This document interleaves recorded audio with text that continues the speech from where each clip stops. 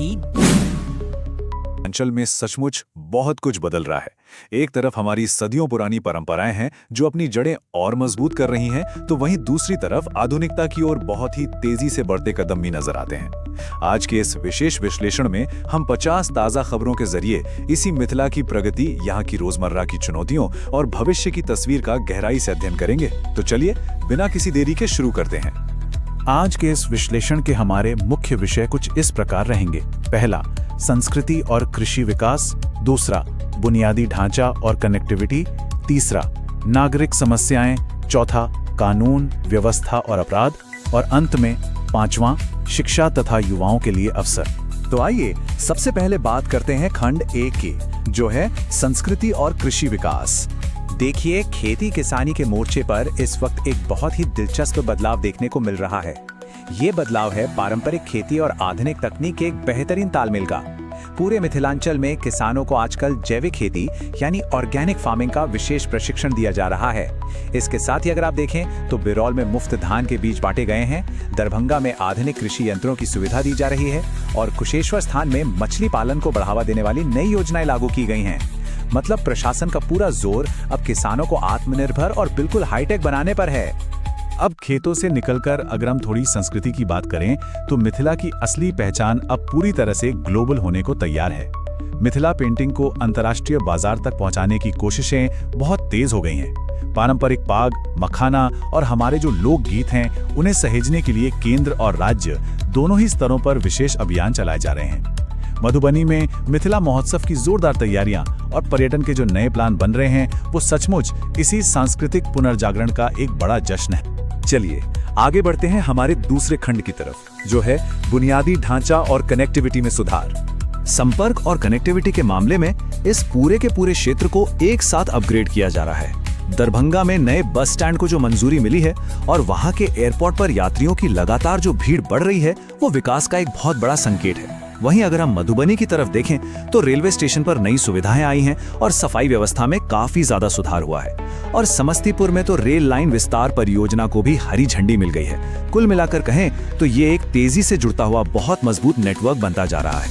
अब बड़े प्रोजेक्ट्स तो अपनी जगह हैं, लेकिन आम लोगों की जिंदगी को आसान बनाने के लिए स्थानीय स्तर पर भी काम में काफी तेजी आई है। लहरियासराय में नया पार्किंग जोन बन रहा है और एक शॉपिंग कॉम्प्लेक्स भी जल्द खुलने वाला है, जो शहरी भीड़-भाड़ को काफी हद तक कम करेंगे। दूसरी ओर दरभंगा के ग्रामीण इलाकों में पुराने बिजली के खंभे बदले जा रहे हैं, बेनीपुर अस्पताल में नई एक्सरे मशीन लगाई गई है और हनुमान नगर में सड़क निर्माण का काम तेज हुआ है। ये सब दैनिक जीवन की छोटी लेकिन बेहद अहम परेशानियों को सुलझाने के ठोस कदम हैं। अब रुक करते हैं हमारे खंड 3 का, यानी नागरिक समस्याएं और सार्वजनिक विरोध। देखिए, जब विकास इतनी तेजी से होता है तो उसके साथ कुछ ग्रोइंग पेन्स यानी नई दिक्कतें भी अपने आप आ जाती हैं। एक तरफ जहां दरभंगा एयरपोर्ट और नए शॉपिंग कॉम्प्लेक्स जैसे कमर्शियल विकास एकदम बूम पर हैं, वहीं दूसरी तरफ हमारा बुनियादी ढांचा अभी भी भारी दबाव झेल रहा है।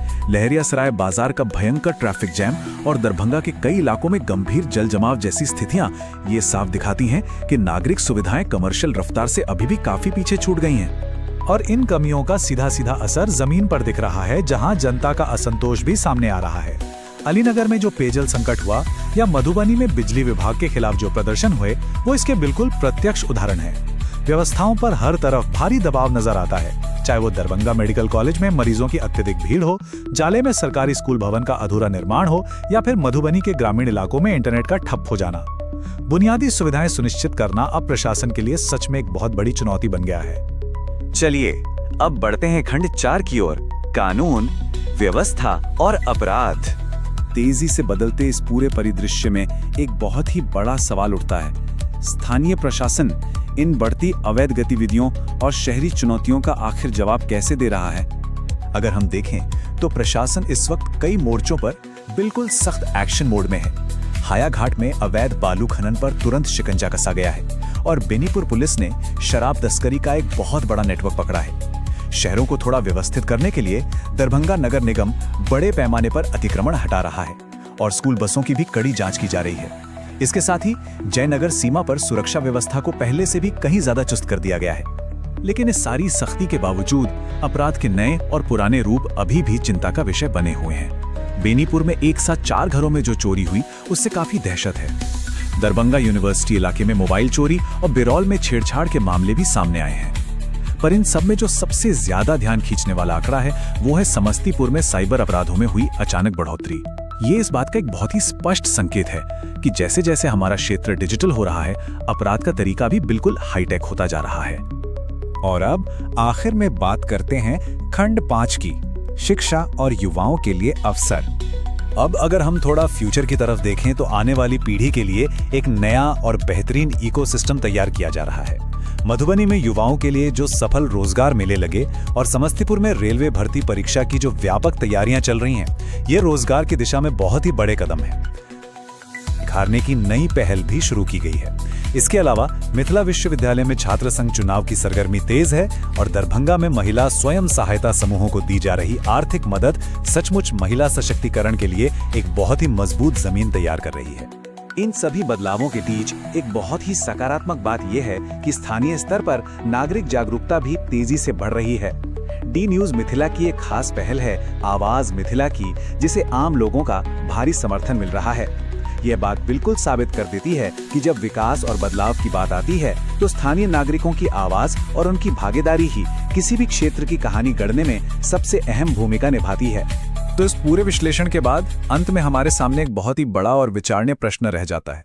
मिथिला एक तरफ बहुत ही तेजी से आधुनिक हो रहा है और अपनी संस्कृति को दुनिया भर में फैला भी रहा है, लेकिन दूसरी तरफ वो गहरी और पुरानी नागरिक समस्याओं से भी लगातार जूझ रहा है। तो क्या इसका वर्तमान बुनियादी ढांचा इसकी बढ़ती हुई सांस्कृतिक और व्यावसायिक महत्वाकांक्षाओं की रफ्तार से कभी मेल खा पाएगा? खैर, यही वो सवाल है जिसका उत्तर आने वाले समय में मिथिला का भविष्य तय करेगा। आज के इस विशेष विश्लेषण से जुड़ने के लिए बहुत बहुत धन्यवाद।